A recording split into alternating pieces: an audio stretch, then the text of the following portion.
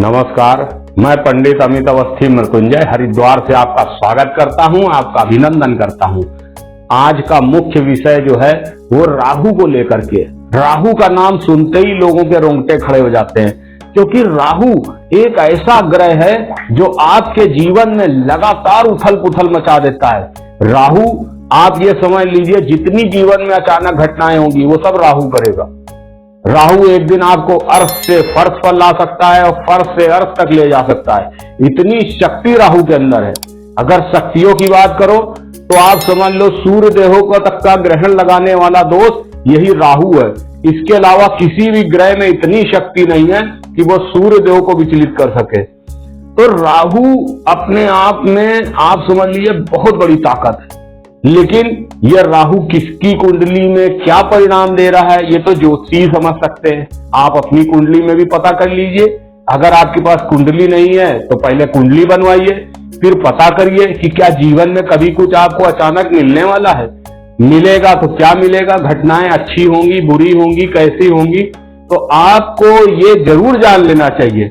और आज तो ज्योतिष के माध्यम से ये जानना कोई बहुत बड़ी बात नहीं है।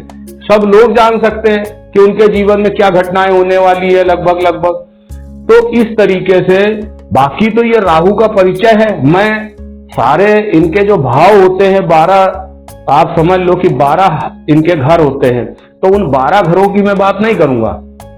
आज मैं बात केवल राहु की कर रहा हूं। राहु का ये परिचय है, तो राहु का परिचय मैं देना चाहता हूं। जो काला धुआं है वो राहु है।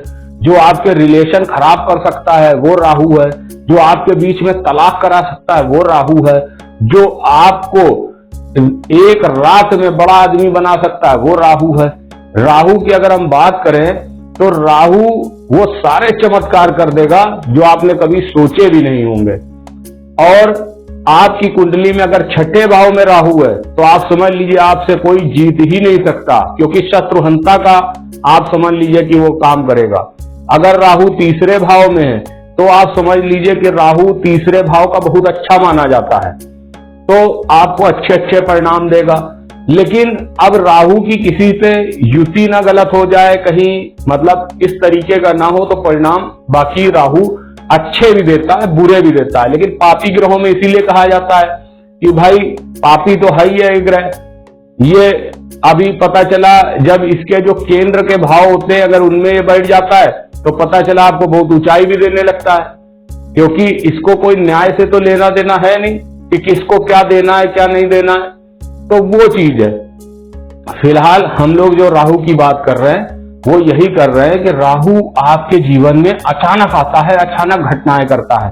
तो आप लोग भी जो है, अगर आपको लगता है किसी ने बताया काल सर्प दोष है या और तमाम दोष बताए जाते हैं, तो राहु जो है और केतु मिलकर के इन दोषों को निर्मित कर देते हैं।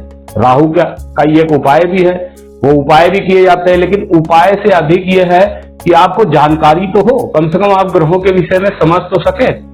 तो हमारा लगातार प्रयास इसी तरह से रहता है कि हम वीडियो बनाएं और आपको जागरूक करें, आपको समझाएं। अगर आपको लगता है कि नहीं हम ये सही कार्य कर रहे हैं, लोगों के भले का कार्य कर रहे हैं, तो आप हमारे वीडियो को लगातार फॉरवर्ड कर सकते हैं। जितने और लोग हैं उनमें चर्चा भी कर सकते हैं।